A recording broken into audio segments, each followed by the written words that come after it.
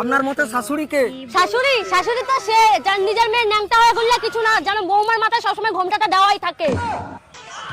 শাশুড়ি তো সে যে কথা কথা খোটা দেয় যে আমার ছেলের জন্য মেয়েদের লাইন লাগছিল, আর আমরা মনে হয় রাস্তায় বাটি নিয়ে বসেছিলাম ছেলেদের জন্য।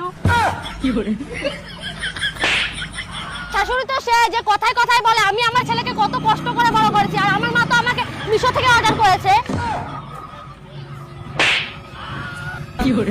শাশুড়ি তো সে তার জামাই যদি তার মেয়েকে ভালোবাসে তাহলে সেটা রামলীলা, আর তার ছেলে যদি তার বৌমাকে ভালোবাসে তাহলে সেটা কালা জাদু।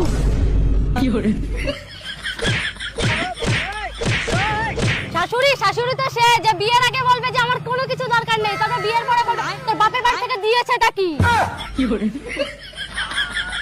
এত কিছুর পরে হালো ক্যাবলাটা বলে যে শাশুড়িকে মায়ের চোখে দেখবে।